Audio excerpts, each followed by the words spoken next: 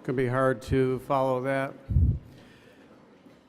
You know, Randy, if you picked up his book, he's the former senior vice president of Walgreens, and he has a beautiful house on Lake Michigan, in Michigan, by the way, and he could be golfing and doing other things, but, you know, and he could say, listen, I did great things. Walgreens is an incredible company, very profitable, incredible growth.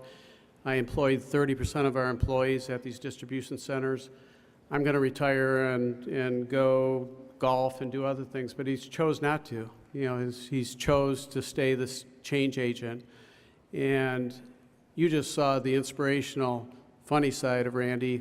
You know, he comes out of the procurement side of the business and he drives a hard deal. So I had a couple conversations with him one day, and then I saw the other side where he said, Dave, I need to know where this is all going. We've had a couple meetings, couple conversations, where is this all going? And I'm wondering, where is this all going? And he finally come to the point where he said, Dave, are you in or are you out? I want to know, are you in or are you out? And I'm thinking, well, I'm in, but I didn't know what I was bargaining into. And he said, I want you to commit to 30% employment of people with disabilities at DTE. Are you in or are you out? And obviously the answer is I'm in. And you know, when you get to that point, you realize I'm in, and I also don't know what I'm going to do, even though I have a daughter with autism. Where do we go? How do we start? So the executive team at DT here is on that journey, as with other companies, and it just starts with one employee. But I really admire Randy, and I'll turn to all of you, and you know, as you're thinking about this tonight and tomorrow, ask yourself the question, are you in? And if you're in, it's 30%. It's not, I'm going to go employ one person. We're going to do 30% of our employees in all organizations are going to be people with disabilities. So thank you, Randy. Again,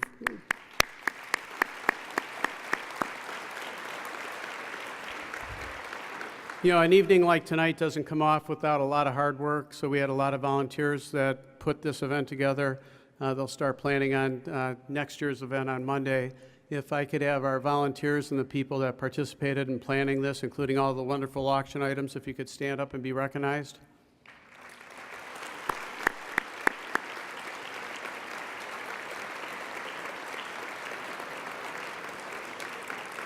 I also would like to introduce the Autism Alliance. Just was able to hire our first new Chief Development Officer, Carla O'Malley. Carla, where are you?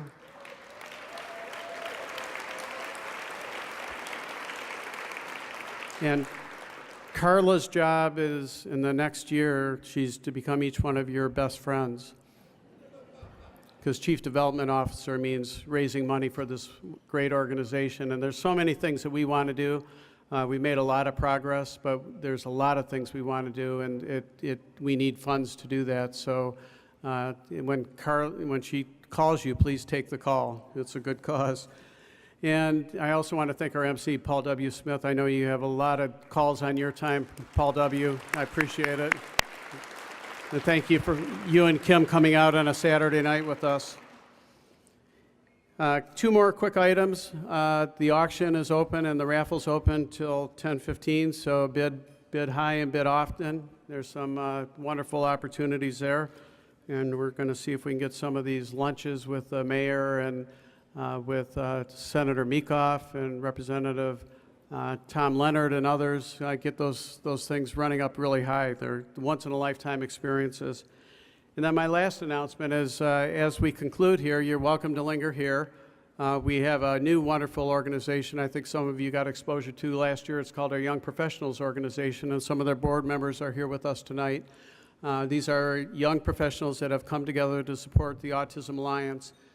Interestingly, in many cases, the young professionals in this group have no connection to autism. They don't have a family member. They've just come together for a great cause. And one of the things that they're doing tonight is they have a fundraiser in the front lobby. And they're fundraisers for autism, and I think it involves drinking or music and stuff like that also.